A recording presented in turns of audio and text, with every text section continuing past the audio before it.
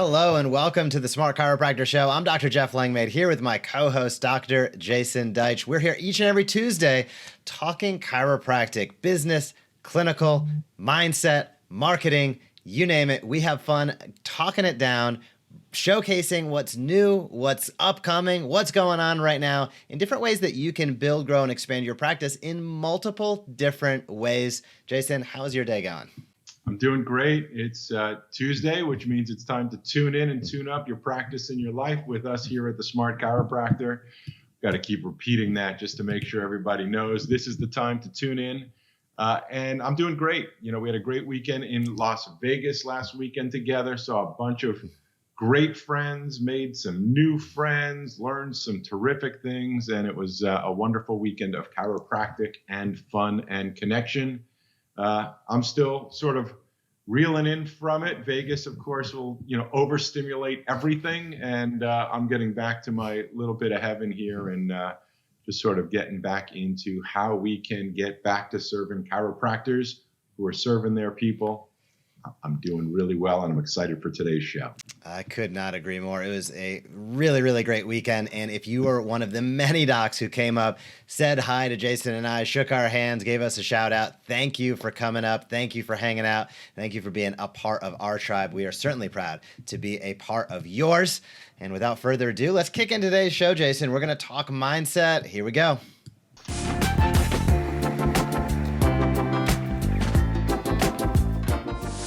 Smart Chiropractor Show. It is Mindset Mentor segment. This is when we take a few moments to talk about one of the most important things that you might be overlooking. And that's what you bring to the table each and every day up here. What you bring to your practice in terms of mindset is a direct reflection of what your practice will be tomorrow, the next day, the next month, and the next year. And making positive changes to your mindset today will pay dividends for years to come. Jason, do you pour your heart into it? This was from Howard Schultz. What does that mean? Let's talk mindset on today's show. Well, I think it's important for people to recognize that many chiropractors approach chiropractic like they do many things, which is very much from a sort of mechanical, physical approach.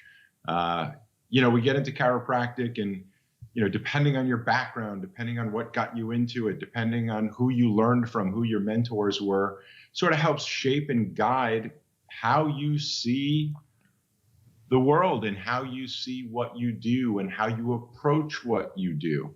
And there's something important. Yesterday was Valentine's Day. We're here live. And, of course, you start thinking about love and heart and connection and all that, soft stuff, not the hard, detailed data, evidence-based stuff, although there is a lot of evidence about the soft stuff, but we'll pose that for another time.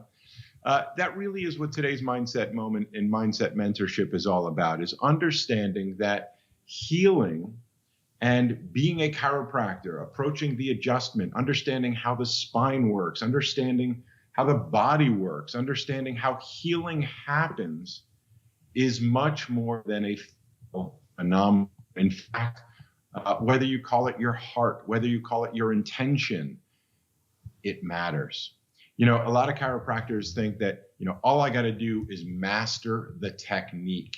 Which technique is best? We find ourselves asking in school and sometimes even continuing to debate when we get out of school. And we think that there's one solution that's going to sort of help all chiropractors be the best chiropractor they can be. And yet, if you look at our history, you had everything from Logan, who worked at the very bottom, to, Blair and many of the, upper cervical techniques that only work up here. And you kind of have to ask yourself, how can that be? How can there be such a wide variety of physical approaches to adjusting the spine, and yet such a diversity in outcomes and such a diversity in ways in which we approach it and diversity in ways in which people respond to our care?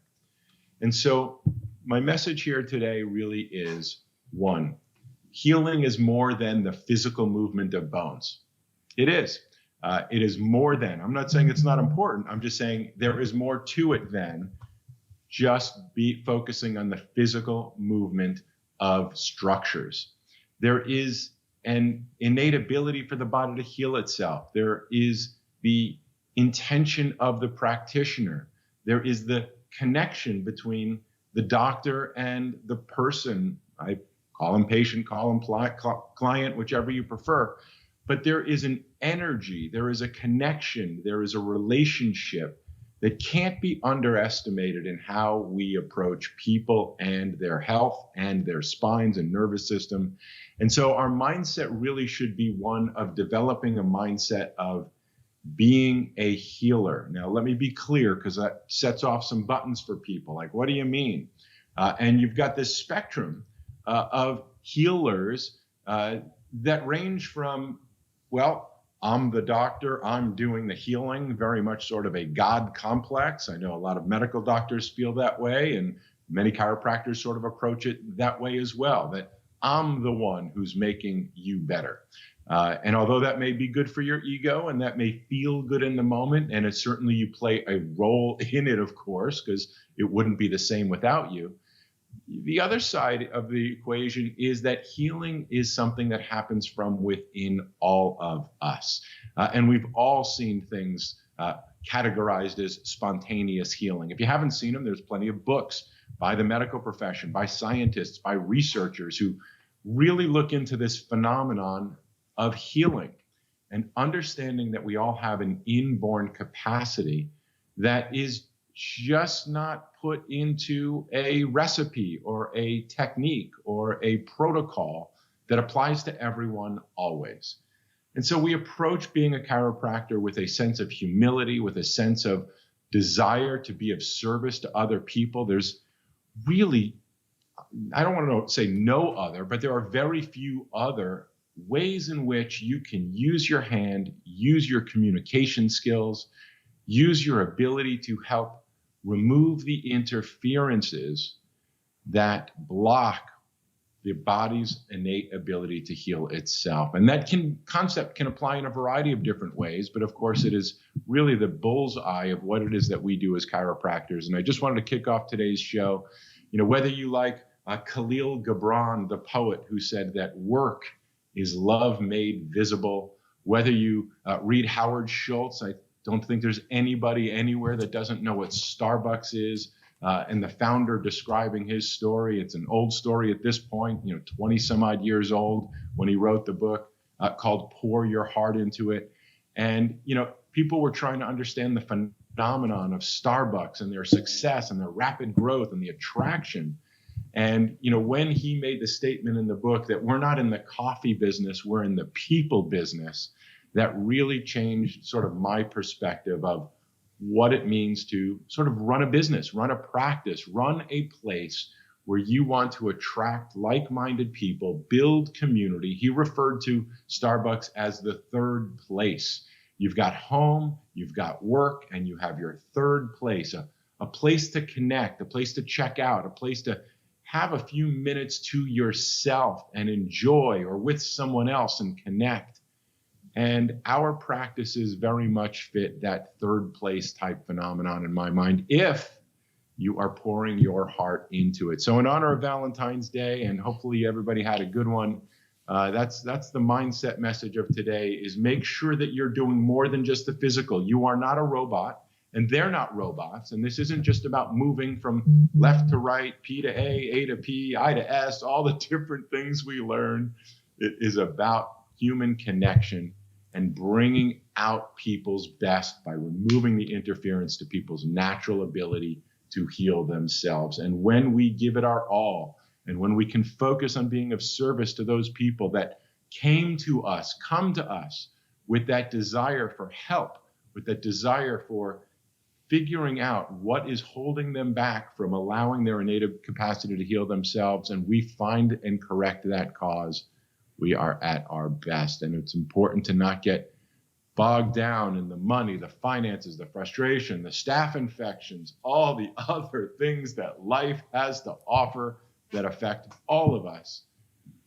When we're of service and we're coming from a place of love and connection, we're doing our best work. And I can practically assure you, you will be getting your best patient outcomes. Your thoughts on that, Jeff? What do you think? I 100% agree. And something you said sticks out to me, and that is, we're in the people business. This was something that I learned from as I was associate with the first doc that I worked with. And he's like, what kind of business are you in? And of course, I think as a young chiropractor, you think about health and healthcare and wellness and quality of life. And you think about those types of things. And his message to me was very similar to what you described, that all of that is secondary to the fact that ultimately we are serving people and in the people business.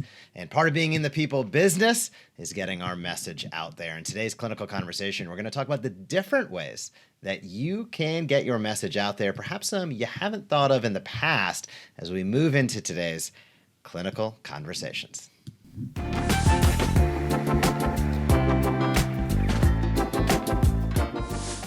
The Smart Chiropractor Show, Clinical Conversations. Today, we are busting out a fantastic presentation that Dr. Wren Burton gave at our Access online seminar, I guess you could call it, earlier in 2021. We have Access coming up in 2022, so keep your eyes peeled for those dates. Access is when we take a day to highlight other experts in the chiropractic space all around clinical topics.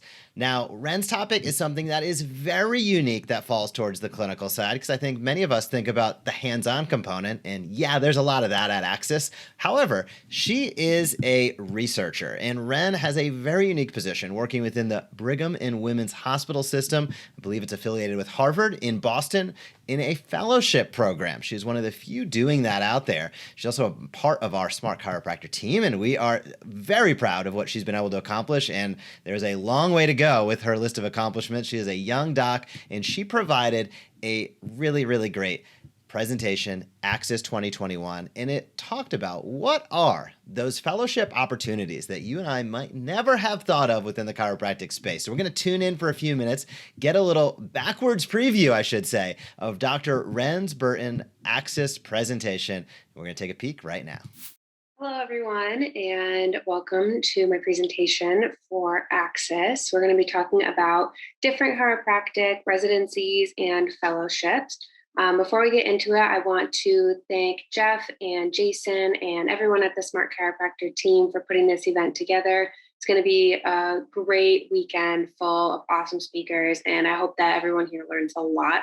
And then thank you all for tuning in for my talk as well. I hope that I can kind of clear up some confusing points and answer any questions that you might have. So before we get into it as well, just want to talk a little bit about my background and experience, especially with residencies and fellowships. I received my bachelor's degree in exercise science in 2017 from the University of New England. And then I went straight to Palmer College of Chiropractic, the West Campus. I graduated this past December in 2020. And during my time in chiropractic school, I participated in a few different original research projects, and I also completed my 6-month hospital-based clerkship at the U.S. Department of Veteran Affairs located in San Jose. After graduation, I started working at Duke University with Dr. Christine Gertz as a research assistant, and shortly after that was accepted to be a postdoctoral research fellow at the Osher Center for Integrative Medicine, which will begin in July of 2021. So that will be a really great experience. I'm very excited.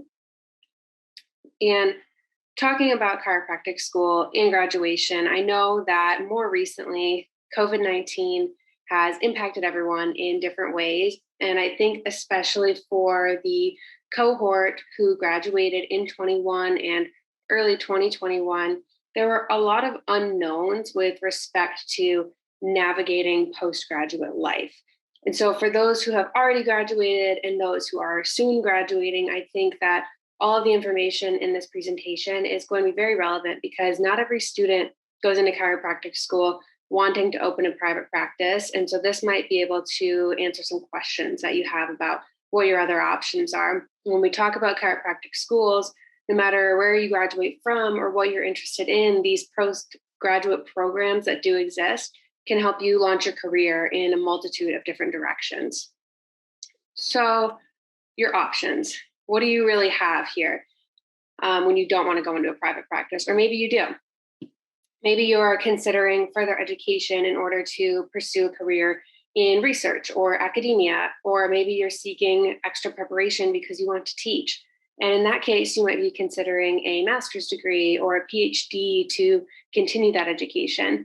And then another option is considering these particular postgraduate programs. And before we dive in too deep, I do want to clarify what a residency versus a fellowship really means for chiropractors. In the medical world, there's a really distinct delineation between residencies and fellowships in the sense that a residency is completed as part of a required training for a medical doctor, whereas a fellowship is further additional training that can be completed after they've completed a residency. In chiropractic, we know that we don't have required residencies. I'm pretty sure all schools do require you to have some sort of external opportunity where you're either working at a VA, at a hospital, in a private practice with a doctor, and really getting your hands on people and understanding what that's like. But it's a bit simpler where after you graduate from actual chiropractic school, if you're seeking more hands-on experience with patients, then you would typically opt for a residency because it gives you that experience that is a bit more hands-on, and it will eventually, some of the programs will lead to a diplomate. So a fellowship, on the other hand, tends to be a bit more focused on gaining educational experience or research experience. And that's really the difference there for chiropractors versus how it is for a medical doctor. If you do a quick Google search, it's a little bit different.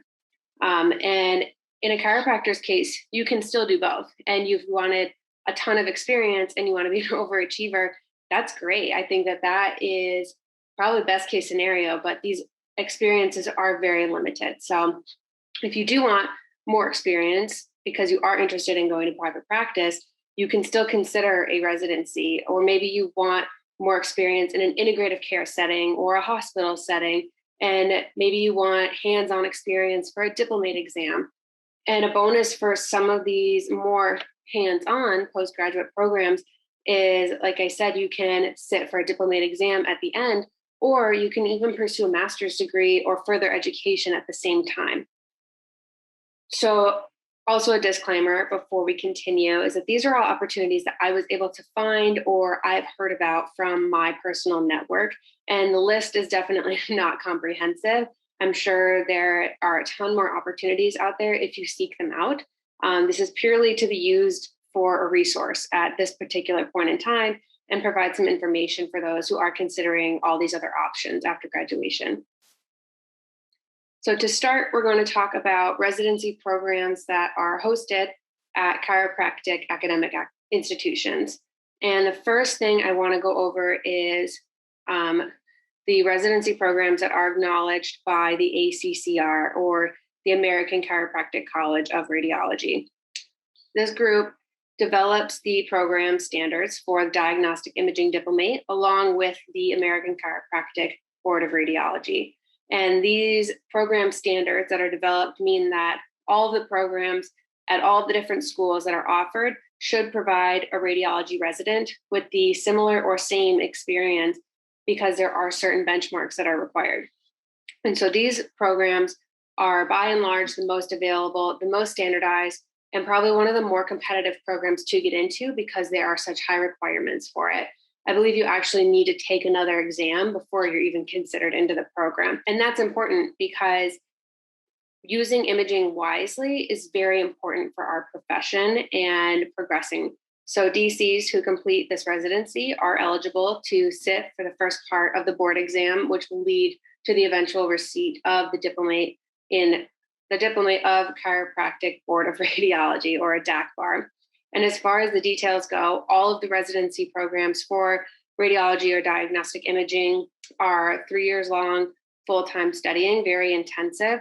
And I want to mention this first because I've broken down the remainder of these postgraduate opportunities based on the chiropractic school that they are located at. And many of them do have diagnostic imaging residencies in addition to other residencies. So I don't want to sound like a broken record talking about the duration and the location for all of these, because the location is variable. But with a radiology residency, you're going to pretty much get the same thing, which is super cool. So first up, we're going to talk about the University of Bridgeport. They have a neuromusculoskeletal medicine postgraduate program. And that is a 3-year program. It's located in Bridgeport, Connecticut. And I have different highlights here. So as you can see, after you complete this residency, you are able to sit for a diplomate exam that is actually an international diplomate from the International Academy of Neuromusculoskeletal Medicine, and it qualifies you for a bunch of different things. Another thing to mention for this is that I've actually hyperlinked a lot of things into this actual presentation. So if you want a copy of the slides, feel free to shoot me an email. It's listed at the end of the presentation, and I will be happy to send you a copy of the slides with all the hyperlinks in it. But the focus of this residency is to gain skills specifically in interdisciplinary settings, so like hospitals, community health centers, and that gives you a lot of on-site learning, and they also offer online learning additionally with that. So if you do want to maintain a practice, this is a really good option for you because you can still progress your career and work towards other things and maintain a practice and work with patients. Next is Canadian Memorial Chiropractic College.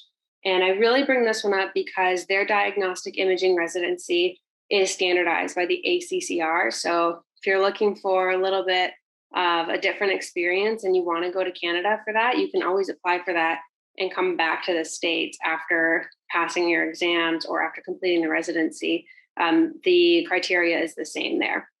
So you'll still be meeting all those benchmarks. They also offer 2 other residencies, which I believe are a little more geared towards their current students, but it's always up in the air. You could still apply for these and get them. So the clinical sciences residency and the sports sciences residency are each 2 years long.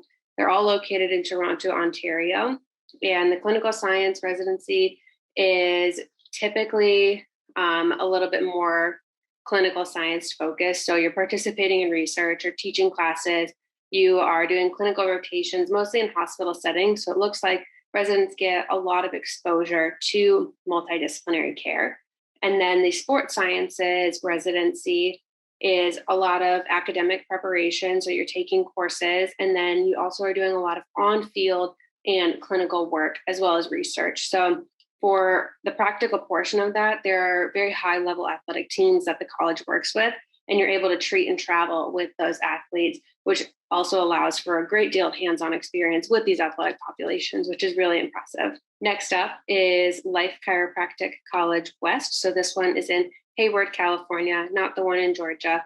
And they offer a diagnostic imaging residency there. It's 3 years long, and the criteria is all standardized by the ACCR.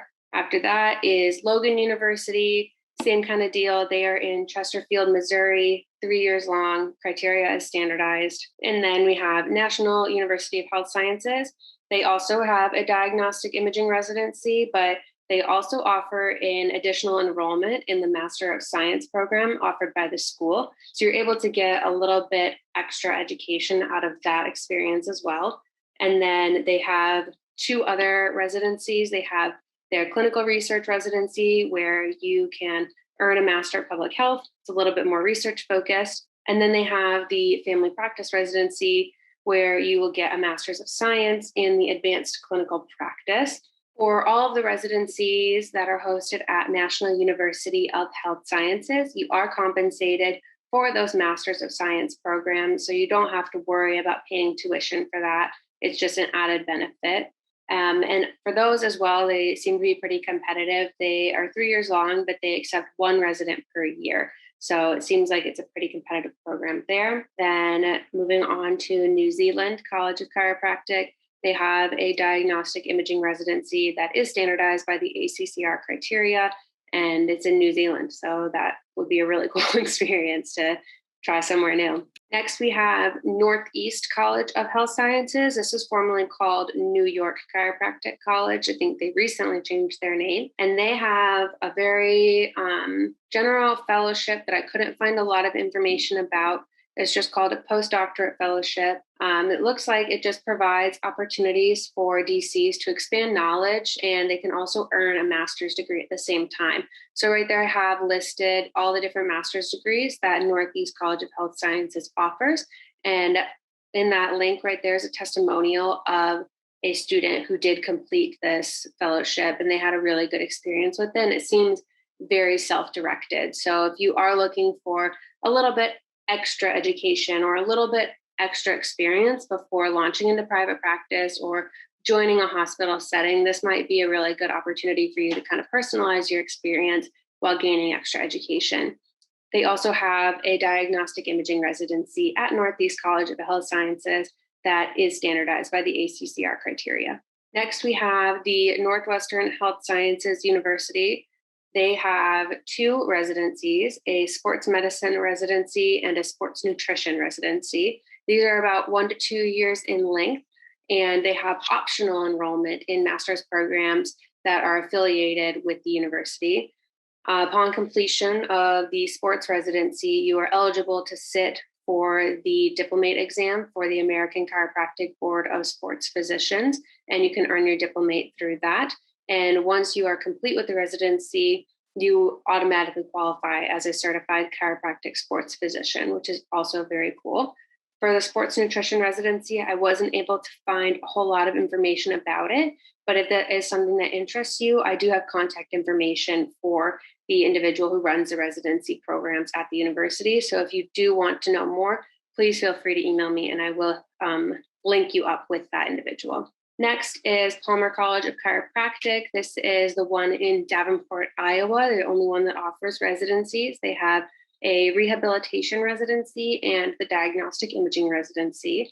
The rehabilitation residency is also 3 years long, and once you are complete with that, you are eligible to sit for your diplomate in chiropractic rehabilitation board exam and get your diplomate in rehabilitation. And I think a lot of that is focused on, similar to the University of Bridgeport, neuromusculoskeletal care and interdisciplinary settings, which is a really cool hands-on experience.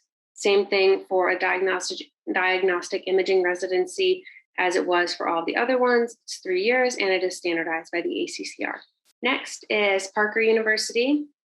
They have a very interesting opportunity that I had to dig a bit more into, but like I said, I have all these hyperlinks. If you are interested, I'm happy to just shoot them your way so you don't have to spend all this time trying to find out more information. Their clinical neuroscience residency looked like a very interesting program. You are able to apply to the Master's of Science program there, obtain your degree in clinical neuroscience, and complete a residency at the same time. So the applicants do have hands-on experience with patients during their residency, and they either need to already be graduated from chiropractic school. But the cool thing about this program is that you can apply as a DC student if you are trimester 6 or higher, and then you're still concurrently enrolled in the Master's of Science program, which would be a really cool program to complete while you were still in school. It takes about 1 to 2 years total.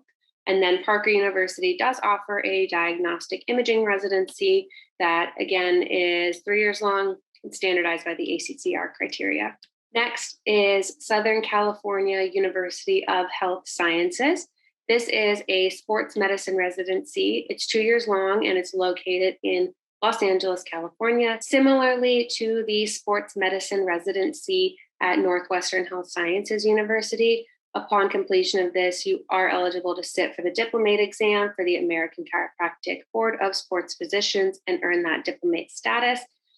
This one's also really cool as well because you are involved in a little bit more research and you are hands-on with a lot of professional athletes or high school athletes and just a whole wide range of people. Southern California University of Health Sciences also offers a diagnostic imaging residency. I apologize, it's not on the slide, but I would love to send more information your way. Next is the University of Western States, and they have a diagnostic imaging residency, and that, again, 3-year duration. Criteria is standardized by the ACCR.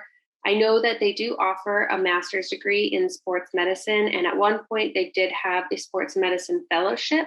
There was not a whole lot of information about it anymore or recently, but I'm sure if you do have an interest in that, there may be a way to make that a position or talk to someone about that. Next up, we have the Academy of Integrative Health and Medicine.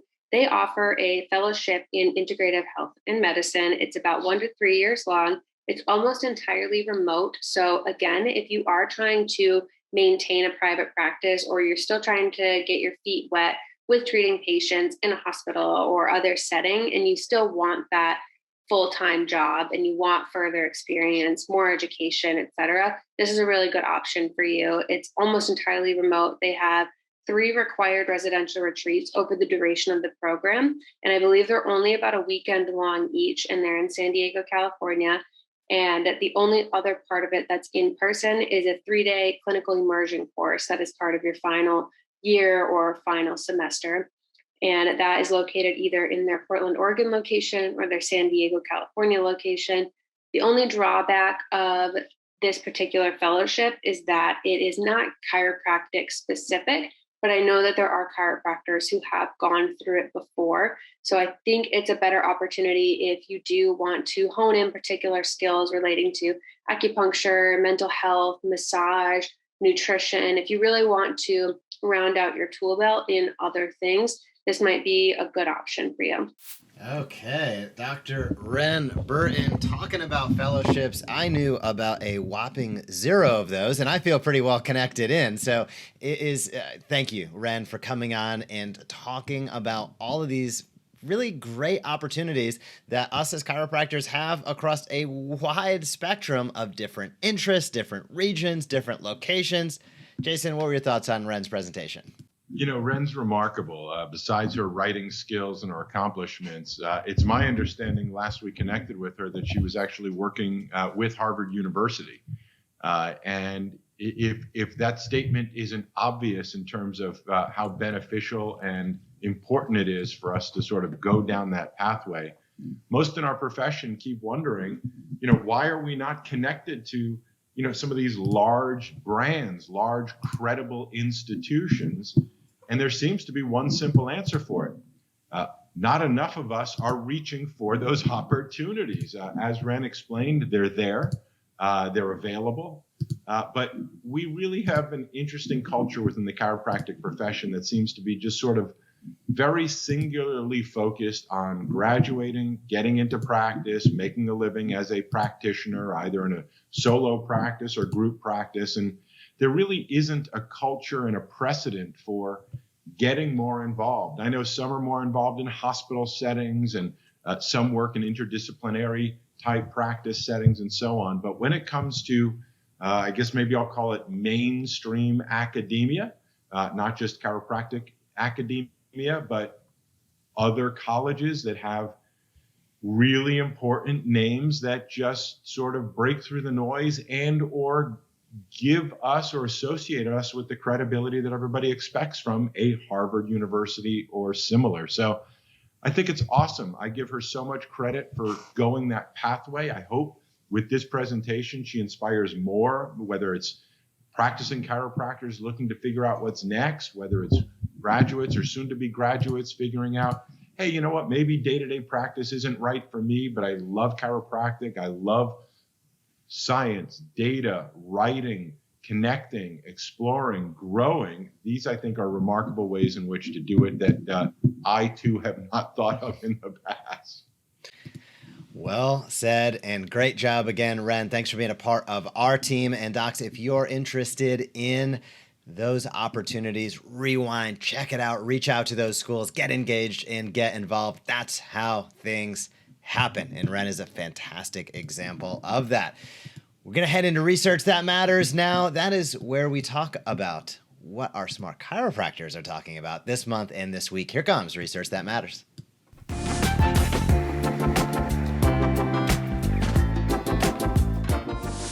Smart Chiropractor Show, Research That Matters. It is February, which means our Smart Chiropractors monthly campaign is all around the neck or the cervical spine. And if you've been following us, you know we talk about monthly campaigns, weekly topics, and daily posts as a framework and strategy to stay more consistent, to, as we say, teach and invite consistently.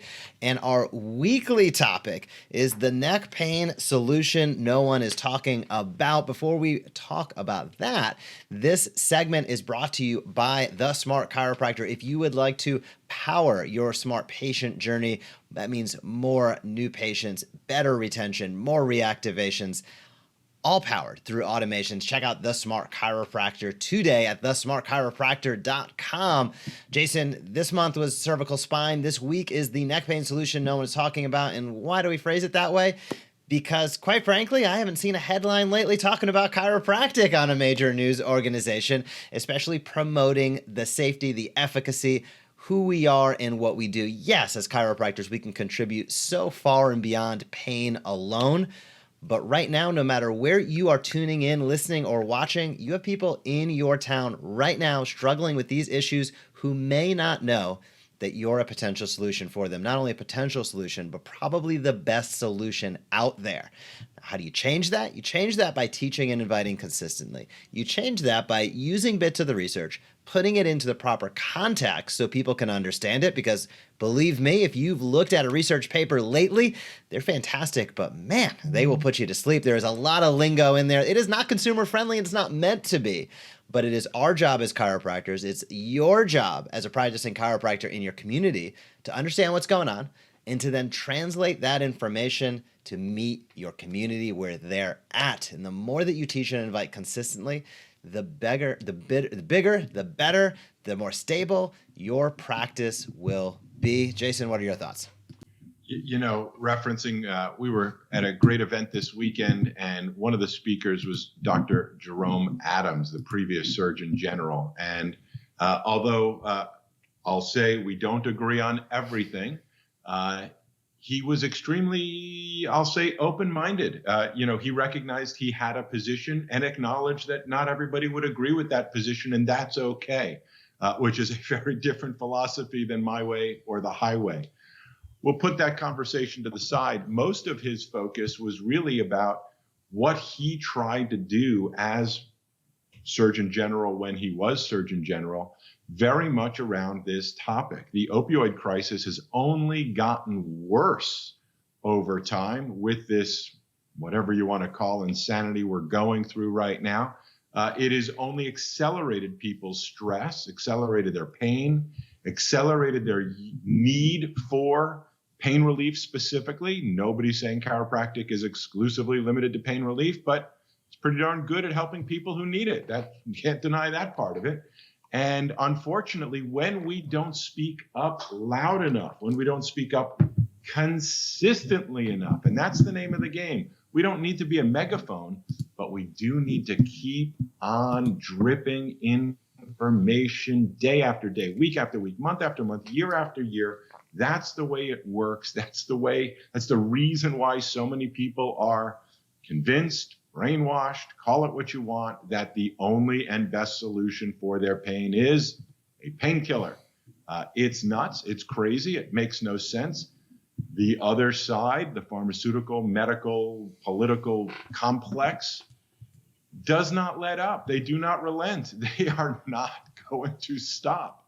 So, we are swimming against a tide of information constantly coming out at our communities. And, his message very clearly at the end, I was quite riveted at both him as a charismatic person who's reached the highest level of healthcare. I don't know how else to say it. It was amazing to hear his story and watch what he's accomplished.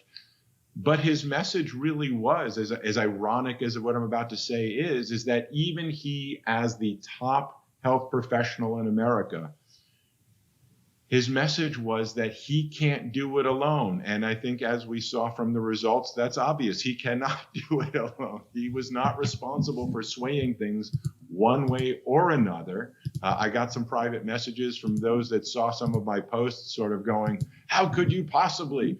Well, I heard it, you didn't, so I have my opinion and you can make up whatever you want to. And what I heard was his sincere desire to encourage the thousands of chiropractors in the audience to focus on communicating your message on a local level. As much as he can get on television and stand in front of the president and the vice president or past president, past vice president, he only had so much power and doesn't have as much power as you do in your community.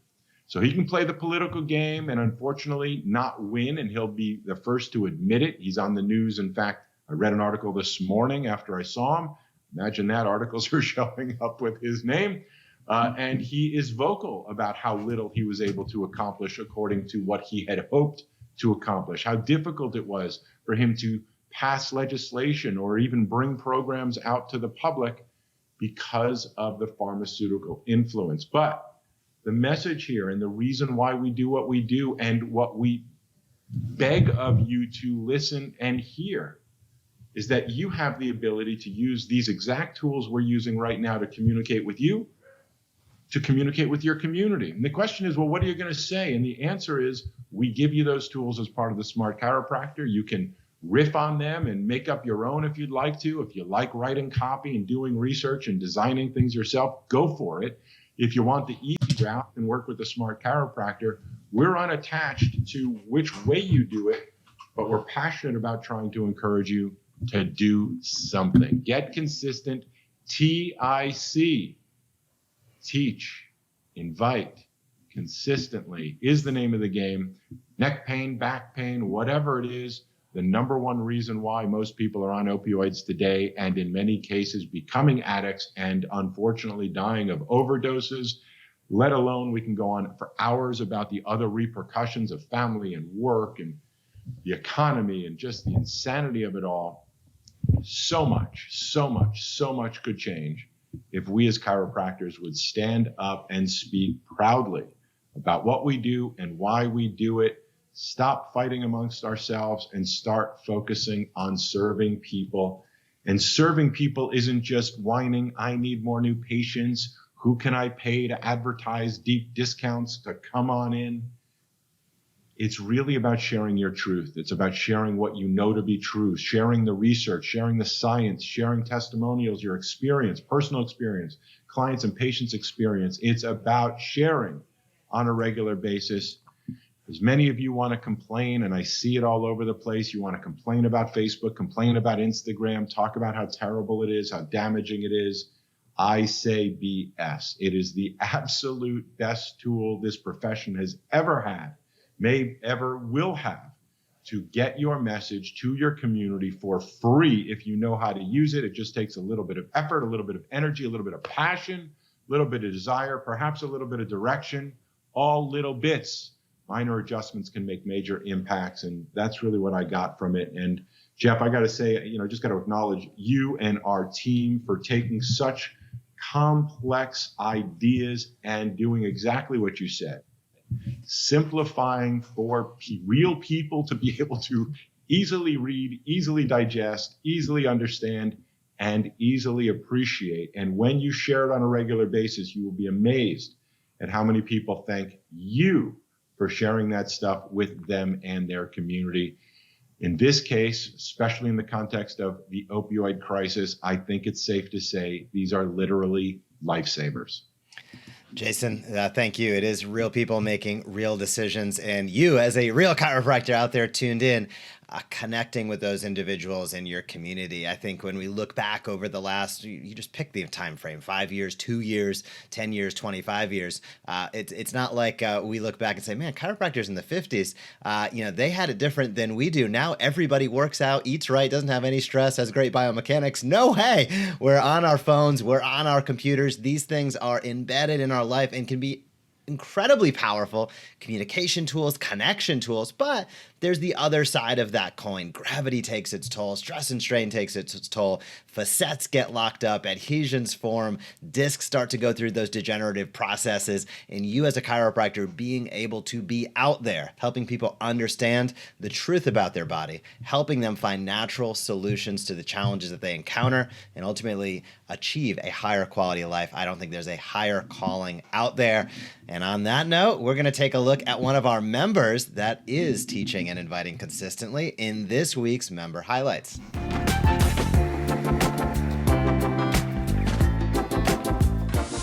Smart Chiropractor Show Member Highlights. This is an opportunity for us to highlight our Smart Chiropractor members who are getting out there, teaching and inviting consistently. With the Smart Chiropractor, we provide an array of automations, email, social, video streaming, you name it, with the benefit to you being teaching and inviting consistently. What does that result in? More new patients, better retention, and more consistent reactivations. But we also go one step more. We'll provide you with the tools if you want to get out there and teach and invite a little bit extra. Show your personality. Highlight potentially a patient in your practice. We're going to give you some scripts and frameworks to do just that. And that is what Dr. Justin Steinhauser of Chiropractic USA of Lincoln has been doing for quite a while. I've met Justin personally quite a few times, and he is a fantastic guy. And he is a good example of a doc out there practicing each and every day who's stretched his comfort zone, started to get on video, and let's take a look at one of those examples right now.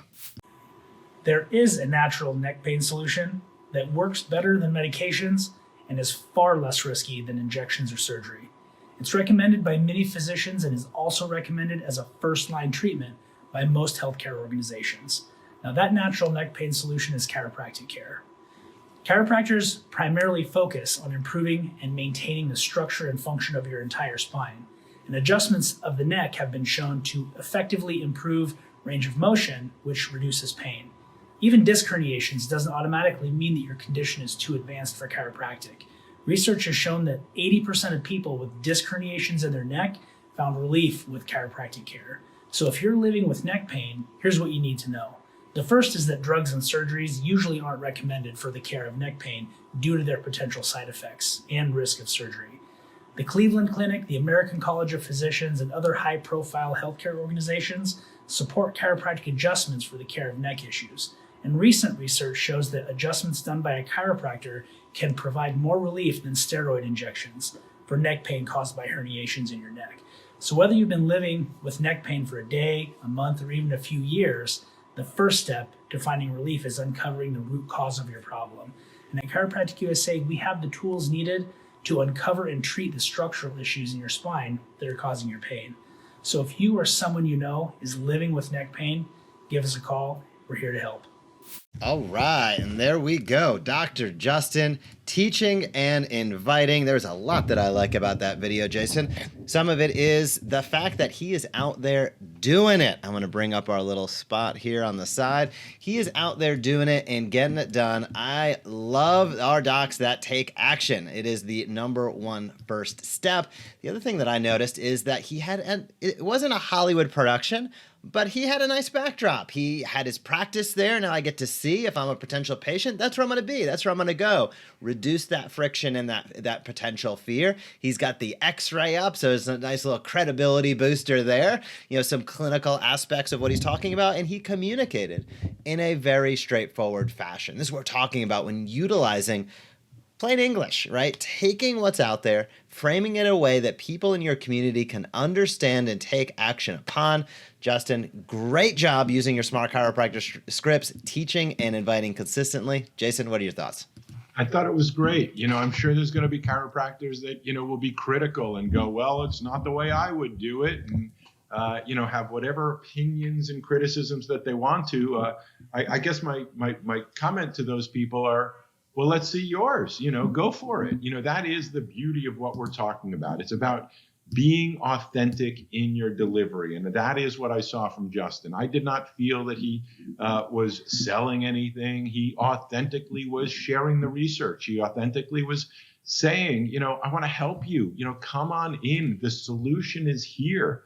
And, I think one of the major things that all of us need to get over, Jeff and I deal with it ourselves, is the self-consciousness of getting on video, the, fear of, people not liking you or, judging you or saying it's bad. Well, I guess the reality is, what Jeff and I have figured out is you just have to get over it. We know there's people that watch us and go, oh, all kinds of criticism, but that's not going to stop us from doing what's most important. That's reaching those of you that do like what we're talking about, do learn and benefit from what we're talking about.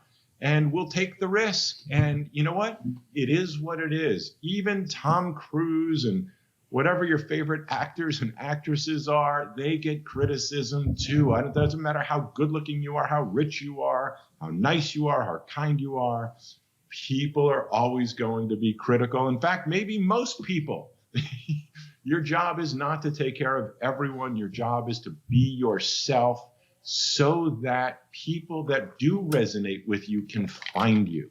We all have an energetic signature, who we are and a vibration of sorts, a vibe, as they say. And your vibe attracts your tribe.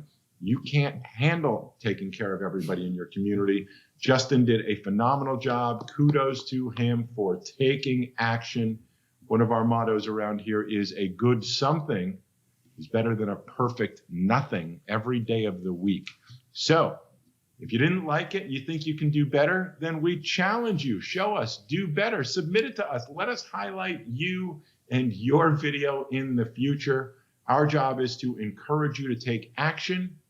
For those of you that want help, you want the Cliff Notes version, you want the accelerated way to answer the question, what am I going to talk about? And where's the research that supports it? And how do I make it presentable so it kind of looks professional, like real people did it, not just a kid with no chiropractors that I know are graphic designers and copywriters and researchers. And it takes a team to put these things together. A lot of chiropractors think that they are penny wise and pound foolish, I think it's called, and don't invest in doing things the professional right way. Justin did it. He did a great job, even snuck his phone number on there and just did a wonderful job. Again, teach, invite, and do it consistently. Way to go, Justin, for following the formula, taking action. I am sure it will pay off for him, if not today, if not tomorrow, in his consistency. That's a guarantee. Yeah, well done, Justin. And I saw him actually chime in, and he was watching our show earlier, which was not planned. The way the universe works out there, it's no surprise. So let's head over into our featured guest for this week. Justin, kudos, great job. We can't wait to see more of what you have coming as you continue to shoot those videos. Here we go with our featured guest.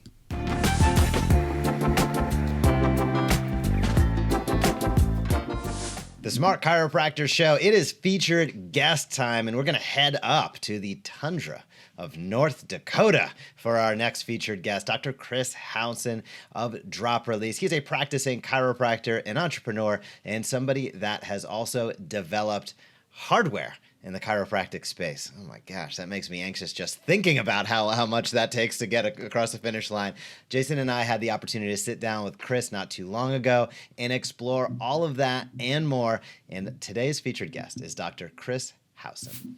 Hey docs, I'm Dr. Jeff Langmaid here with my co-host, Dr. Jason Deitch, and it is time for our featured guest. Today we are speaking with a friend of mine that I've known for a little while, Dr. Chris Howson, founder of Drop Release. We're going to talk about what is Drop Release? We're going to talk about how he came up with the idea, much more on today's episode. Chris, thanks for taking some time with us today.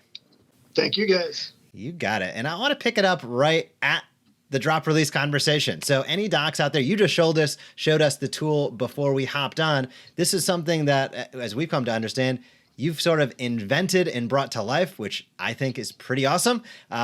Where did this come from? What is it? I'd love for you just to kick off the conversation with what is Drop Release and how'd you think of it? Okay, absolutely. So Drop Release is a soft tissue instrument. And here it looks like this. We get a little tangential light on there. You can see it. It says Drop Release, and it's got some plus and minus on it. So basically, it's a T-bar, for a soft tissue or T-bar, combined with the idea of a drop piece table, like the Thompson drop table. And it came about because when I was in school, I had the privilege of learning from a really good doctor who was treating a lot of high-level figure skaters and hockey players and such, and working on hip flexors, especially hip flexors, scalenes, things like that, with using the concept of fast stretch to cause muscle relaxation. And he was doing that with his hands on the patient on a drop piece table. And I did that for years and years, probably for the first 10 years that I was in practice. I practice in Grand Forks, North Dakota. So, we're up here in God's country. It's notice that I got a little less color to my skin than you folks do, because it's 40 below zero wind chill outside right now. So I'm staying in my cave. But one thing we do have up here is a lot of hockey players. So anybody who's treated hockey players or say sprinters, people like that, you know that they get really gnarly hips. Their hip flexors get extremely tight, and that can cause all kinds of other problems.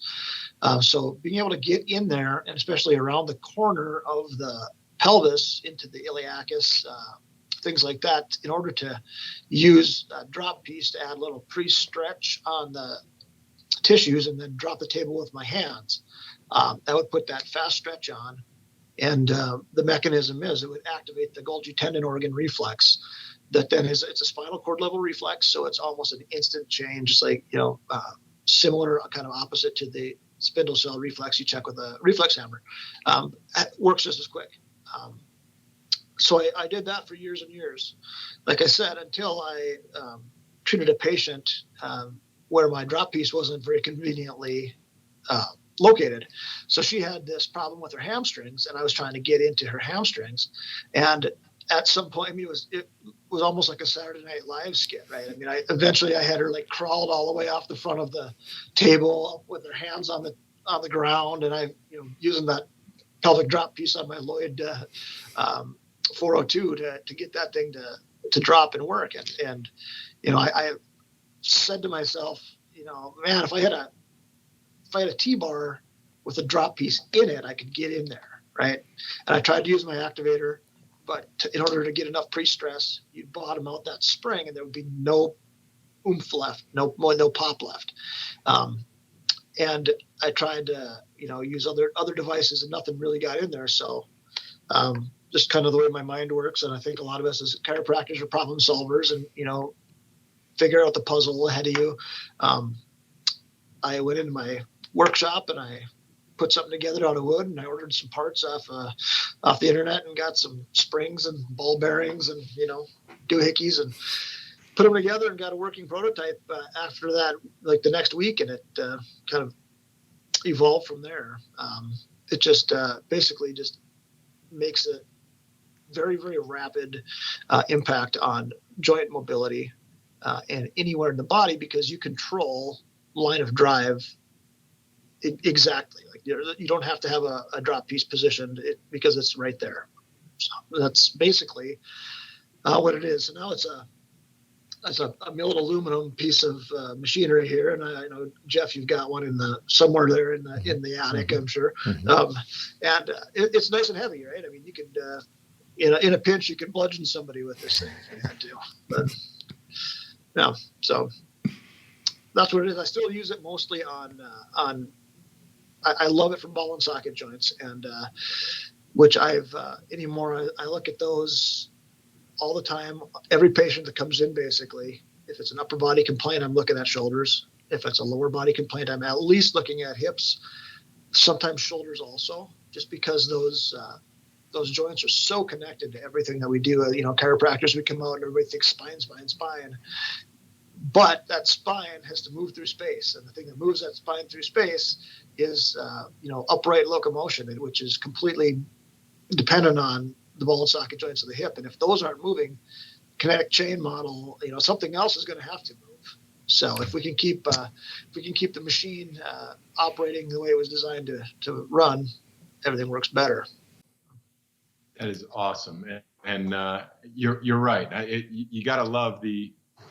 Wouldn't it be great if there was a tool that would, and the next thing you know, you're inventing it literally. That's phenomenal. Yeah. Chris, tell us, I guess, the evolution. You're not the only one who uses it. Obviously, you've invested some time and money into building not just a prototype but an actual product. Talk to us about docs are using it. Is there training? How do they know? How to integrate this into whatever current protocols they're using. Right. So basically the training, I have a bit of a course, video course on my website. It needs some improvement, so we're getting to that. But when the tool arrives, it ships with a manual here, a little backwards manual, and it's got broken down by joint and joint movement, and kind of put this here, do this kind of instructions. And of course, this thing, I did my first live bigger format booth. Really, I was at Forward 19. Right, we saw you were out there with that one, Jeff, in at Logan. But then I did the Northwestern Homecoming, which is, Northwestern's about 4 hours from here. That's my alma mater. And like 2 weeks later, COVID slammed the whole country into our homes, right? So now we're just getting back out there, and it's going to be trying to put together an in-person course, because it's one of those things where, everybody says, well, what is it, just an activator, or somebody comments, oh, activator 2021, here we go, but it's a completely different premise, and it's one of those things you almost have to get your hands on it to understand, to feel it, and to see how it works. But we have a lot of videos out on the website, and have shared a lot on social media, and have, again, more of that coming. But just got to get some more video out there, because that's kind of where the proof is at, is seeing this thing work and how fast it is. I love it, Chris, and I've been fortunate to be treated by the founder, by you, in my right here, actually, a matter of fact, a little while back. So I can definitely understand and attest to that. One question I have for you, there's a good amount of docs that are, fixers. They are entrepreneurial. They're interested. What was maybe, I'm going to switch to kind of the business side outside the clinical. What was maybe a surprise, a stumbling block, a hurdle as you're like, I'm pumped, I'm bringing this thing to fruition, right? You got manufacturing, all this sort of stuff. What was maybe a hurdle or a surprising thing that you've learned along the way of bringing an idea to market, which is awesome? Not that many people do, and I think there's a lot of fear of what it entails. So maybe, what was something that you had to overcome? Well, I think just the whole process of patenting is, if you've ever been through it, it's a long, I don't know how people used to do this, right? Like where, so-and-so just invented something and he got the patent. Well, yeah, it's just, that's by far been our biggest expense this whole way through is patent process, and, patent. And then, we need to update our claims or something else. So let's get a second patent on it, right? So we have a second patent. And then if you're going to ever do anything internationally, we need to patent some other places. And so we got a few other patents in other countries, and just the expense that goes into that kind of thing. Cause then there's yearly upkeep on those, mm-hmm. right? It's like not just a one-time, pay for your patent and then go. It's you got to pay so much money every couple of years and that kind of thing. But anything else other than that, I guess I know that it's not easy to do like what you guys are doing, and being out there in content creation, and then being out there in front of stuff and getting the systems in place with fulfillment, and making sure that you're out in front of people and getting good video made, and that kind of stuff is definitely a challenge. Yeah. That's exactly where I wanted to go. What have you found to be, I guess, some of the ways in which you're able to bring people to your practice by highlighting your differences? Every chiropractor has the word chiropractor, as their sign, and doing videos and really sort of showing people, not just, hey, I'm a chiropractor, but I'm different, but in fact, creating content, doing videos, and putting that, unique messaging of not just what chiropractic is, but here's what I do at my practice. Here's what makes us unique and different. What can you share with people about, what you've been doing, what's been working, what are some of the frustrations, what have been some of the successes? Chiropractors, especially our audience, are, all trying to figure out, how do I get my message out to people? And right. should I share what makes me different? Should I share what makes me, what they expect? What's been your experience? Well, I'm fortunate to practice in a pretty small area here. Just North Dakota in general has, not even 800,000 people, the whole state.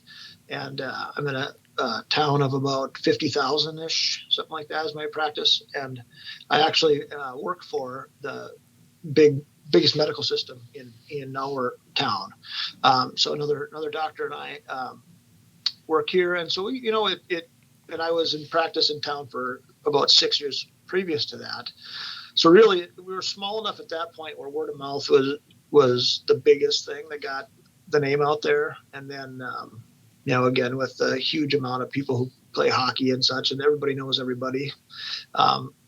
It's been I've been very fortunate that I don't have to do a whole lot of marketing, right? I'm basically just here, and people know me, and they come in, and they kind of know what they're going to get a lot of the time.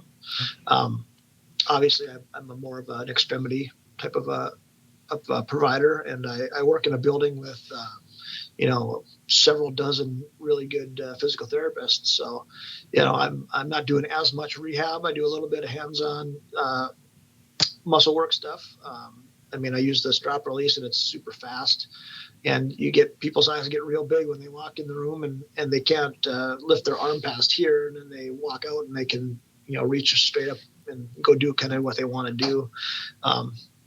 So it's just kind of the results side of it, right? And I listen to you guys, your podcast, and I really like the stuff that you guys are doing with the stores, right? Yeah. Online,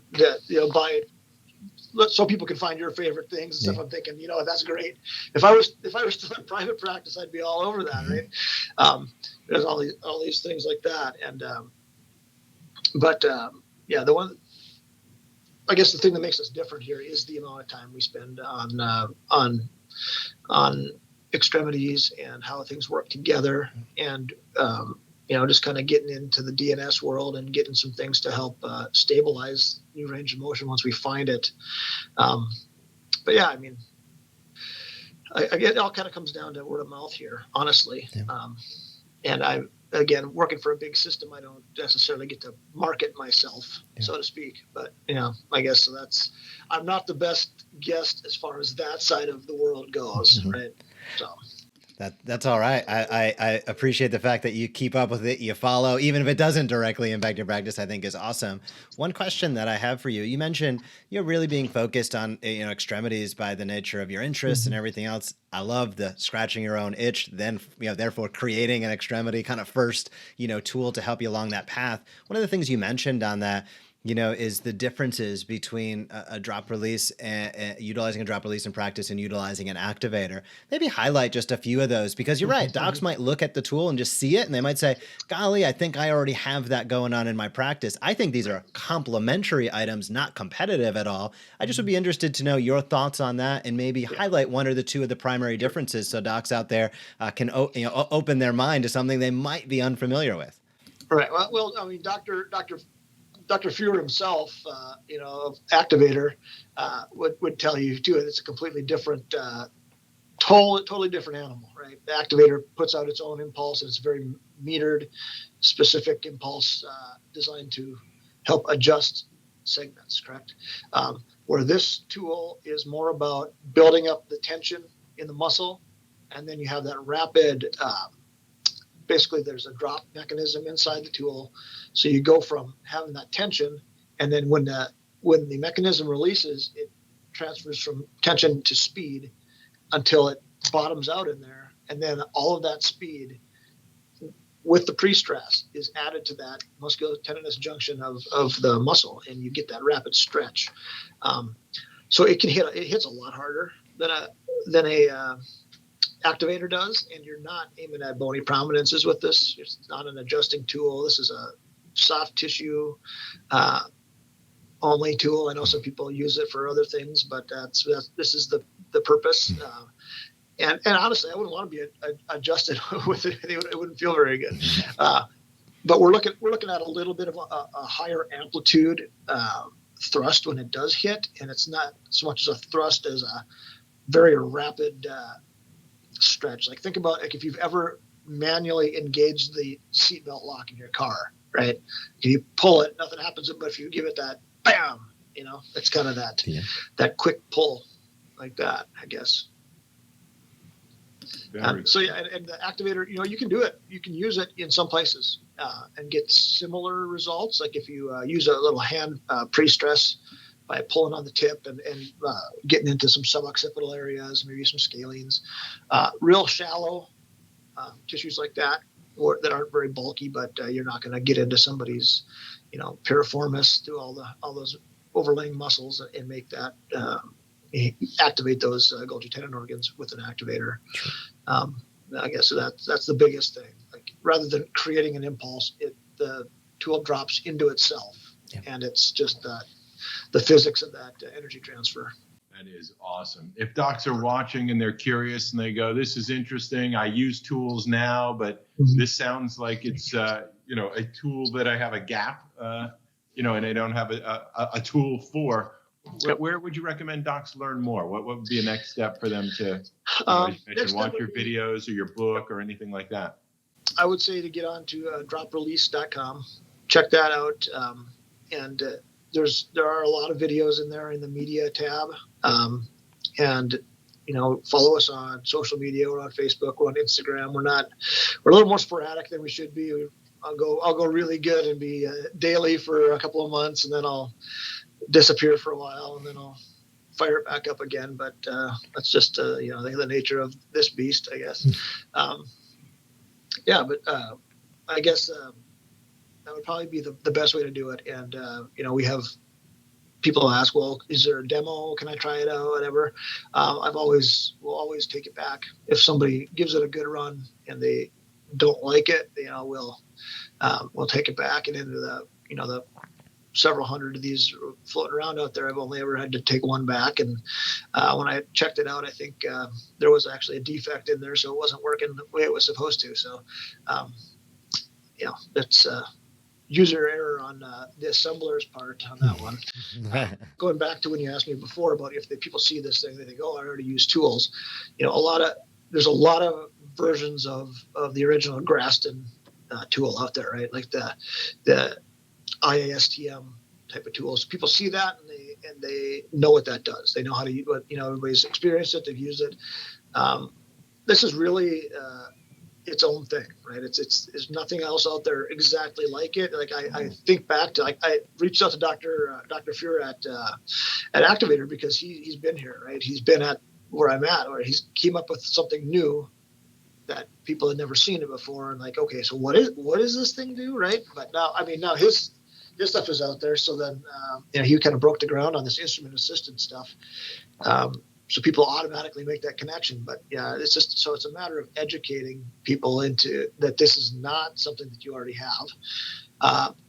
And I do have some video on there on my website where you can use this fast stretch technology, the technique like I used to do by hand, just to see how well it works and how there is a place for it. And I go through and there's a whole webinar on there linked on the media page, and it goes through the Yanda's biggest muscles that tend to be tight and short. And it goes through and shows how to address them with a drop piece table or a Thule board in your hands, and also with the drop release instrument. And I would say if somebody's wondering about this, give that a whirl. Find your thing. I mean, you start checking shoulders and hips, and you're going to find it all the time. And if you can find a way to release somebody's lats and subscaps and hip flexors, you're going to help a whole lot of people, and help a whole lot of people stay better longer. That is what I see.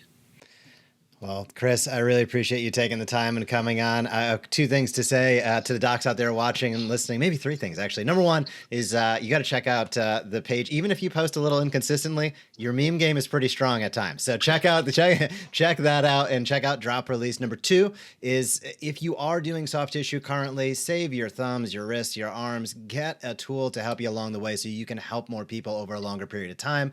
And then the third part about it, Chris is offering our Smart Chiropractor members a discount code. We're going to drop that down below. This video is going to be out for a while, so I'm going to hold calling it out here. So look down below. Be sure to use that discount code. Thank you so much, Chris, for coming on, talking about what you've developed, and thanks for being a creator in the chiropractic space. I think it's fantastic.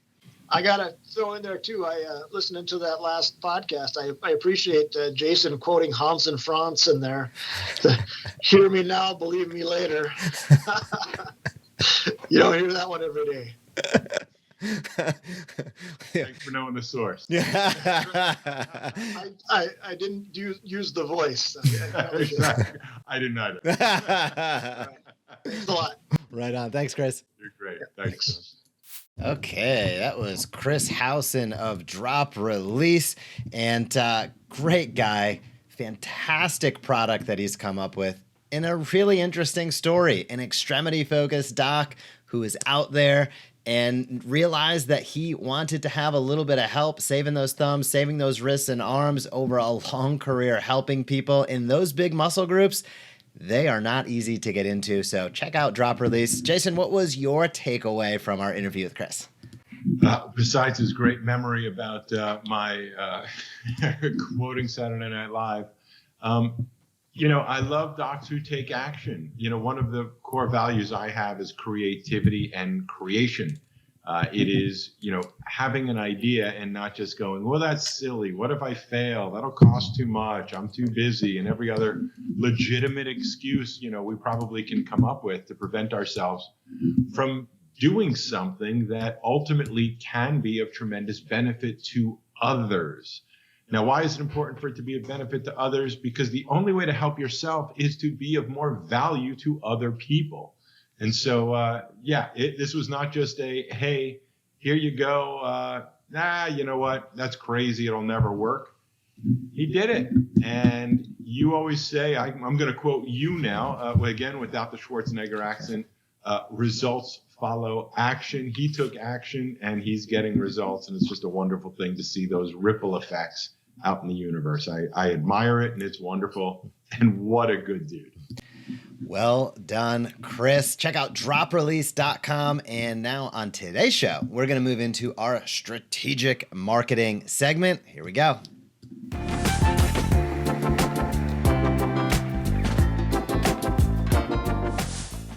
Smart Chiropractor Show, strategic marketing. We bring that up. Bam, there we go. Strategic marketing is our segment each and every week where we discuss strategic marketing. We're going to talk nuts and bolts of how you can market your practice at a little bit of a higher level. How can you get 1%, 5%, 10% improvement each and every week with tactical, actionable strategies? Today on this show, we're going to discuss how to write a powerful email subject line. Over the course of this past weekend, Jason and I had the opportunity to head out to Las Vegas, and I want to give a big shout out to Dr. Bill Morgan and the entire Parker Seminars team for having me on stage to talk about many of the concepts Jason and I have developed together within the Smart Chiropractor. And if you have been following along, you know the importance we place upon email. It has to be a foundational element of your marketing. It enables you to scale. It enables you to get your message out to thousands, tens of thousands, millions of people, as many as you want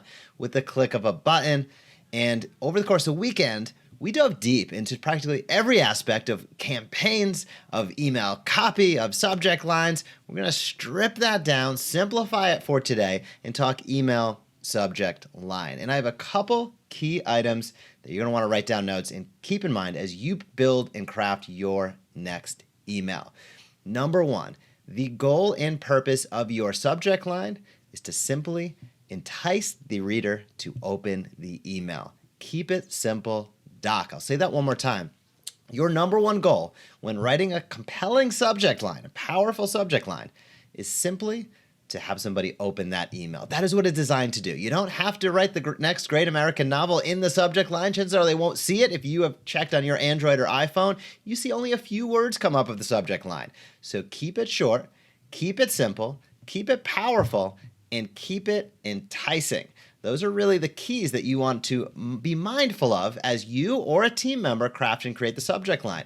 Within the Smart Chiropractor, we send over 6 million emails each and every month on behalf of chiropractors around the world. So we have more data than anybody to understand what's working and what's not working. Keeping them simple, keeping them short, and keeping them enticing are a few tips to write the most powerful subject lines you can for your practice. And as people start to open your emails, now, we'll talk about that on subsequent episodes, but that gets into the body copy, that gets into actionable territory, and that gets into calls to action that can lead directly to your scheduler. But if they never open that email, you never have the opportunity to teach and invite, You're probably not going to have the opportunity to stay consistent as people churn off your list, and certainly they're never going to have the opportunity to invite them to take that next step and to hop on your schedule. Jason, email is one of our power tools. Subject lines are the first step when the reader is receiving that messaging. What are your thoughts? Well, I want to reiterate what you just said and try to make sure everybody's hearing it. Email is the powerhouse of your marketing. You know, there's a lot of talk about social media and all kinds of different media, but the most powerful part of your marketing will be your email and how you manage your email list, what you send, how often you send it, to who you send it. And with that context, the most important part of your email campaigns are your subject line, because as they say, if you don't get a first date, you'll never get a second date, right? If you don't get a good email subject line and they don't open it, then they're never going to read the rest of the message. That's the opportunity to really share more with them. Now, there's a lot to the body of your email that is to be learned as well, not the subject for today's show specifically. But the point is that you've got to make sure that you are really getting these things right. Number one, if you're not already a Smart Chiropractor client, then let's create some context here. We're not just talking about your emails that you send to people one at a time individually. We're talking about your email campaigns. In our case, we send weekly newsletters that are beautifully designed, research-based, that follow the principle of teach and invite consistently. We teach them something in a beautiful, graphically oriented way. Why? Because a picture's worth 1,000 words. Pictures give emotion. We break down the topic week by week into very short, brief, punchy, to the point, short copy so that they will actually read it. If it's too long, it's too intimidating, they're not taking action, waste of your time. And again, most importantly, it's not teach consistently, it's teach and invite consistently. That's the TIC, tick, as in chiropractic. We've redefined it as teach and invite consistently. And it's the consistency over and over and over and over again. What you've got to be careful of is that you don't fall into the let me check my data trap. What do I mean by that? Well, you may send out several emails and you may not like the results you're getting, and you may think to yourself, it doesn't work. And that would be a big mistake, because what I can tell you from both our experience and our knowledge of many, many, many other digitally oriented companies is that email is the most important part of your revenue generation machine. And if you don't get this right, then you will live in the world of it doesn't work. But the reality is you don't know how to work it. So start with subject line. If you're curious to learn more, keep watching the other videos in the series. We go deep into this topic because it is so important. If you got questions, you can leave them down below. That's what we're here for. That's why we do this show. And if you want us to cover certain specific topics in future episodes, leave those comments down below as well. If you've got a favorite subject line that you're willing to share with other chiropractors, leave it down below. That's part of the community aspect of what it is that we do here on the Smart Chiropractor Show. Email, essential. Good subject lines, essential. Getting them right, that's going to be the key to success. Jeff, you did an amazing, truly, not just a throwaway line, but you really did a great job. You had a lot of people show up in the audience, which on a Saturday morning at 8 a.m. in Vegas, which is not easy to do. That means people want to know. You really did a wonderful job. And you just break the topics down, such a big idea, into simple, actionable steps that make sense, that are easy to execute. And I want to follow up with, if you're watching, Bill Morgan, thank you for a great weekend. Thanks for everything. Could not be more impressed with the fact that anybody who can get 3,000 chiropractors to do anything but complain, that is an amazing feat. You got them in a room with some terrific speakers. Kudos to you, and keep up the great work. Thanks so much for all you do. That is very well said, Jason. I could not agree more. Team put on a fantastic event out in Vegas. If you have not been out for it, be sure to put that on your schedule for next year. And I know there's some Orlando and Dallas dates coming up this year, so stay tuned. You're sure to hear more about that soon.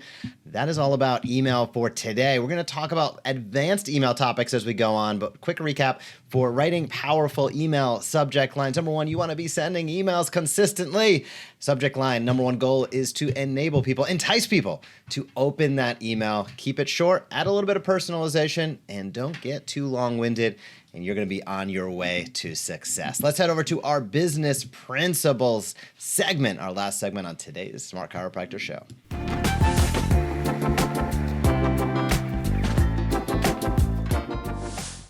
Smart Chiropractor Show. It is business principles time. This segment of each and every show talks about business principles, how you can build and grow your practice. And we have a focus right now on recurring revenue, on subscription and memberships.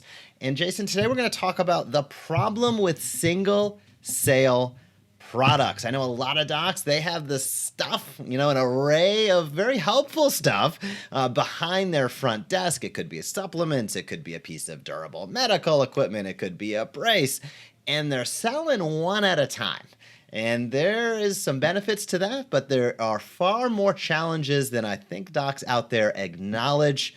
Why don't you enlighten us to what are some of the biggest challenges or problems when docs sell single products at a time? Well, this segment is sponsored by the Payday Practice. So full disclosure, I want to make sure you understand the context of why we're teaching what we're teaching and why we're teaching it this way. And so the Payday Practice is a brand new book and soon to be training program that will be coming out, teaching chiropractors how to cover your monthly expenses in one day, guaranteed, month after month after month after month. That means that the first day of every month can transform from, oh man, we're back to zero in collections, while simultaneously you get slammed with rent, mortgage, payroll, taxes, savings, car payments, loan payments, debt payments, credit card payments, on and on and on. Isn't it interesting that you have guaranteed payments you have to make every month without having guaranteed revenue to cover them? That just doesn't make any sense any longer. And the Payday Practice is really your gift to understand how to adjust your thinking from a transactional one at a time. That's what today's topic is all about. It is a wonderful thing to be able to offer people the tools they need when they need them. That is a wonderful service. In the context of how do you reduce your monthly financial stress by making sure that you can cover your monthly expenses and building recurring revenue that meets your recurring expenses month after month, as I said, transforms the first day of every month from, oh my God, no revenue back to zero and all these bills, and turns it into payday. What that means is the goal is to build memberships and or subscriptions. In this case, we're talking products today. That's usually some sort of subscribe and save subscription. You see them everywhere. You see them on Amazon. You see them now on, I think, Walmart.com. Many of the products, especially supplements, athletic greens, many other different products, will encourage you to subscribe and save. And the reason is because there are a certain category of products that people actually should be using over and over and over again. Supplements are the most obvious ones. And I don't mean supplements that you take for a couple days and, if you feel better, you don't need to take them any longer. We're really specifically referring to what we call everybody, everyday supplements. Those things that just about anybody can ask me, hey, doc, what's your favorite daily supplement? What's your favorite green drink? What is something I should do on a consistent basis to contribute to my better health and well-being? I will bet you've got your own answer to that question. But what we're talking about here today is helping you reduce, maybe even eliminate your monthly financial stress by building a source of monthly recurring revenue that meets your monthly expenses so that every month you know your expenses are covered. That means above and beyond that, you get to keep most of the money you earn after that. That is the way you should be practicing without financial stress and with the ability to afford to tell the truth, with the freedom to be able to practice the way you want, with the people you want, with the payers you do or do not want, and in a schedule that works for you more than the insanity. I know I went through, Jeff has been through, and just about every single chiropractor I know has spent an excessive amount of their personal time going above and beyond trying to get more new patients every month, because if you don't, what's the story? Financial stress. So that is all the context to say the challenge with single product sales. Here's a pillow, thank you very much. Here is a balance board, thank you very much. Here is, as you said, a durable medical equipment, whatever it may be, thank you very much. The challenge with it is that it doesn't lead to ongoing both service and ongoing revenue. And in our context, in our model, and what we're teaching our doctors to do, specifically, if you want to reduce your financial stress forever, is to start thinking about how to generate monthly recurring revenue that meets your monthly recurring expenses. Now, some people go, well, why don't you do everything recurring revenue? And there's an answer for that, which we'll answer in a different show. But for today, what we're talking about, single sales, better than nothing, not nearly as good as what it should be. And that's really the lesson for today. If you got questions, let us know down below. We'll be happy to answer them. This is a topic Jeff and I are going to be talking about all this year, probably for years to come. We literally have written the book. You'll soon see our training, because our goal is to help chiropractors serve more people the way you want to, not the way they expect you to. You don't need to sell your soul in order for the money. I mean, that's what most chiropractors, unfortunately, have been taught they have to do. You got to give them what they want. That's partially true. It's not just limited to neck and back pain relief, and that's it, because that's what they want. There's lots of things that they want. If you adjust your mindset and then adjust your communication, and you put in systems and technology, you will be surprised at how easy it is to serve people better and simultaneously reduce your monthly financial stress. Jeff, what are your thoughts? Single sale, we started with it. We were building out our store system. It seemed like a good idea at the time. And then boom, we sort of quickly realized this isn't really going to help our docs get where they need to go. What are your thoughts on it? Yeah, single sale products are challenging because you got to do it again. and you have to do it again and again and again. And it's so much easier to get to yes one time than 12 times a year. So I know docs out there that have that row of supplements, and they know people, some of them are therapeutic, but they have a certain portion of their line of supplements that they love, that they take personally every day. As you mentioned, Jason, it could be a multi, a D, a greens, magnesium, whatever it might be for you. And they don't have a mechanism to enable it to be easy for the consumer. And the consumer is the individual, the patient, the practice member. Think about that practice member. They can go about just about anywhere online and subscribe and save, become a member to a product. It shows up at their front door. Yet us as chiropractors have always had the challenge where we're continually, selling and reselling and transacting. And that takes time, effort, energy, and mind share. And that doesn't mean that you skirt the value and the benefits and explaining that and doing the right thing. What it does mean is that when you do a great job doing that one time, that enables you to carry that relationship forward and not have to restart each month. And it is so difficult to build recurring revenue if you don't have recurring products, as silly as that sounds. So when you're selling onesies in your practice each and every day, I'm going to say from a therapeutic standpoint, that's a great idea because it's specific to the individual and it might be time-based. They might only need something for a certain amount of time to achieve that therapeutic benefit. However, for those wellness-oriented items that are lifestyle, and supplements are the easiest place to look for that. Again, greens, a multi, D, omegas, potentially a sleep formula. these can be great products to have in an online store branded for your practice that enables the practice members, the individuals, the patients to not only subscribe and save, but it enables you to generate some revenue off of that. So I use this example, Jason. I've said it multiple times on the show, but I speak from personal pain and experience.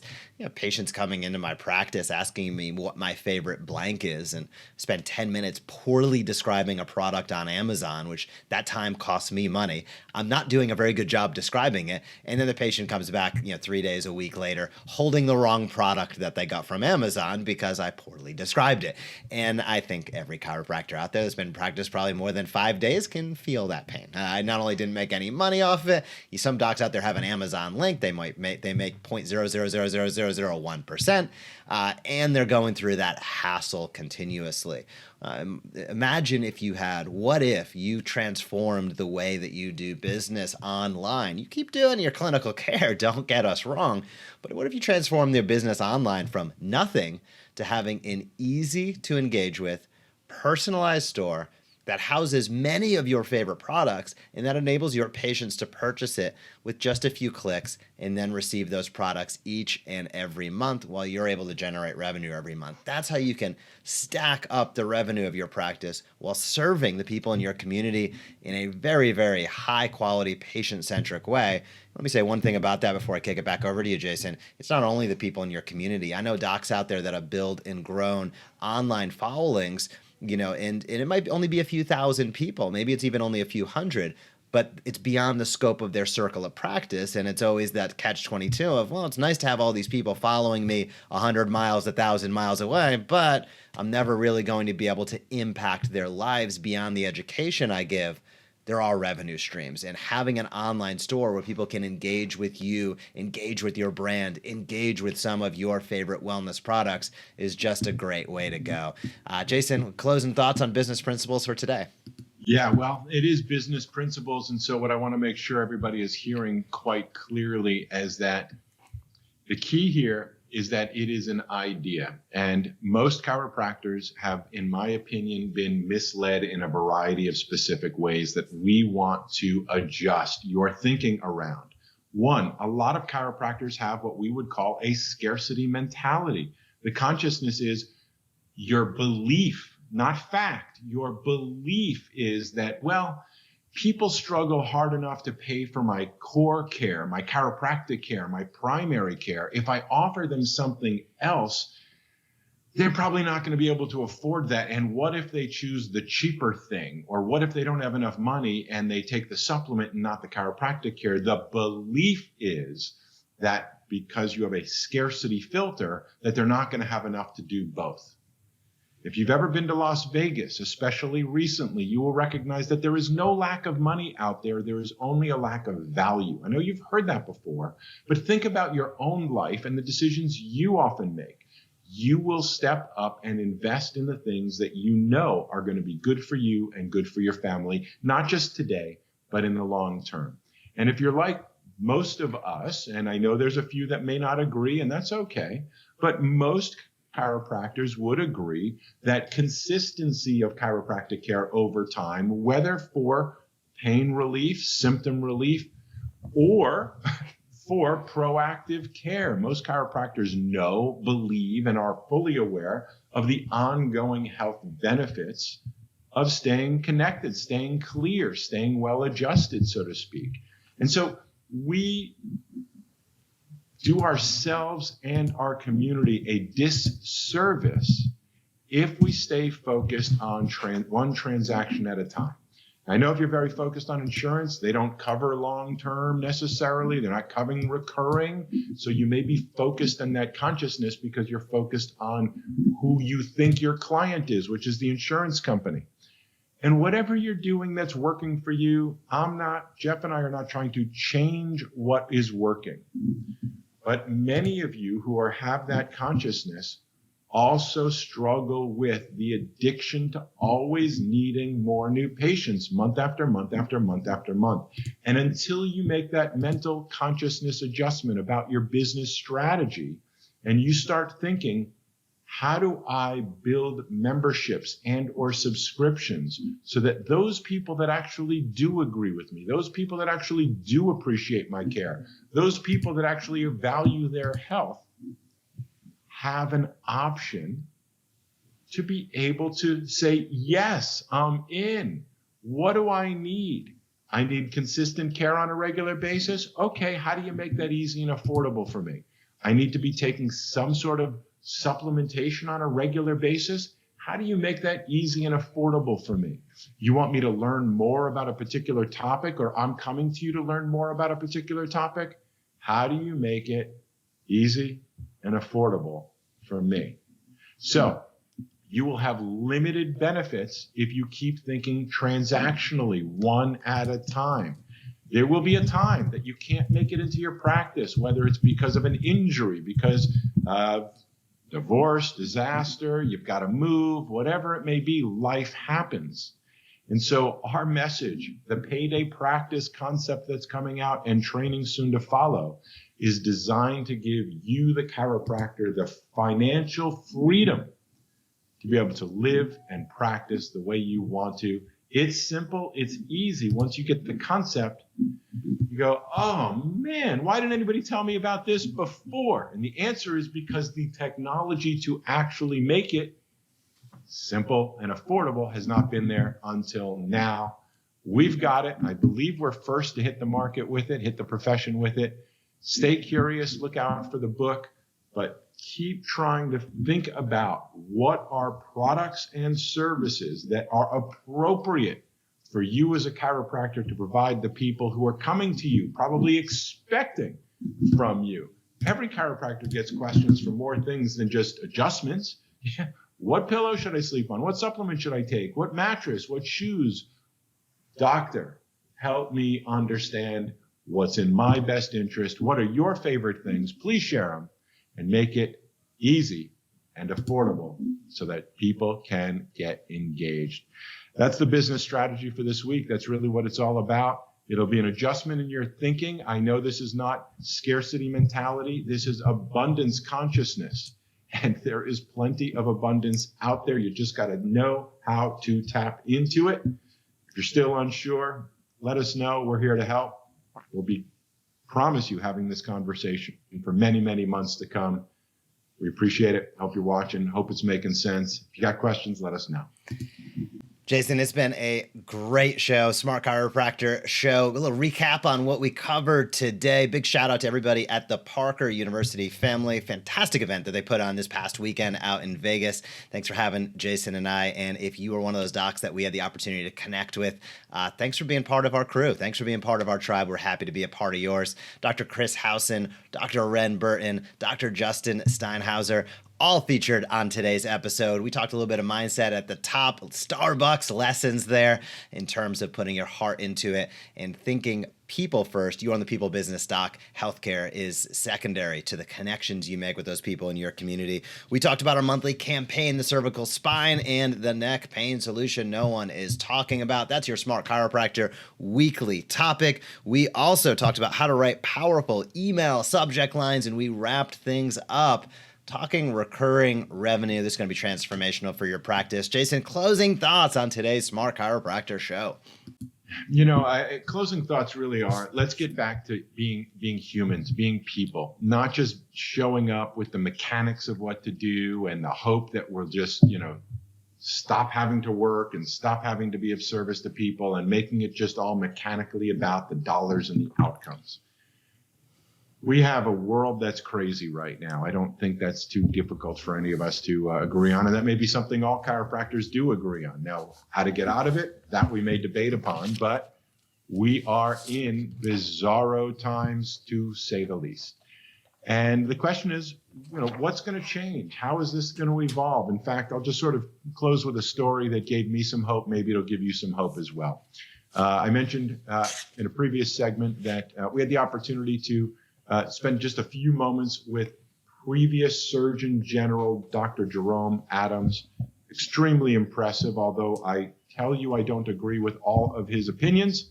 I will tell you that I still was impressed with his approach and the way he carried himself and many of the things we do agree on. And in the interest of not participating in cancel culture, because the sword cuts both ways, it is a good idea to figure out where can we find common ground? Where can we connect as people, as humans?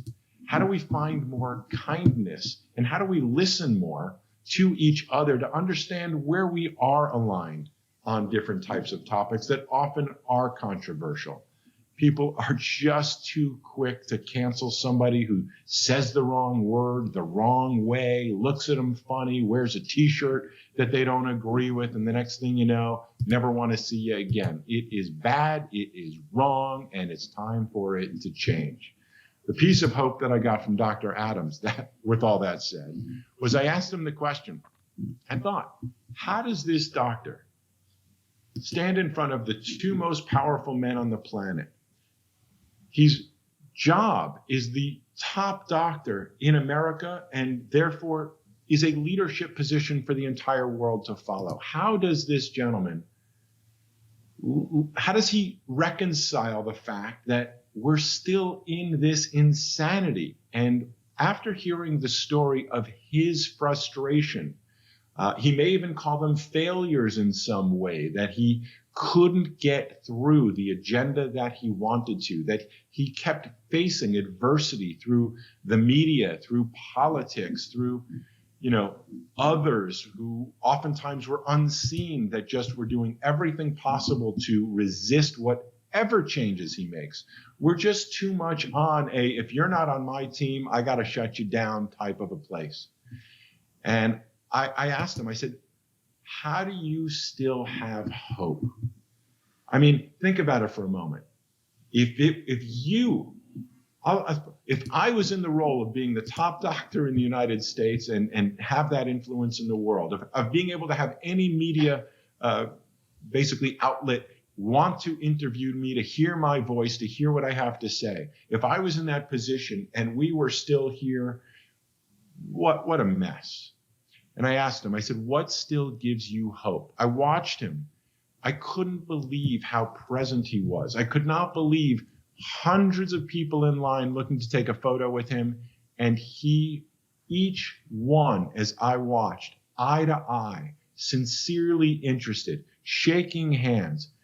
He didn't need to do any of that, but that's who he was. He still, after all that, showed up with heart and compassion and the interest to connect with each and every person. I was at the end of the line. I'm allergic to lines, so I waited till the end. And he was still just as present. And I asked him this simple question: what gives you hope after that experience that anything is possibly going to change? I ask myself that question. You may ask yourself that question too. Pharma, politics, the just insanity that's going on. And his answer was simple.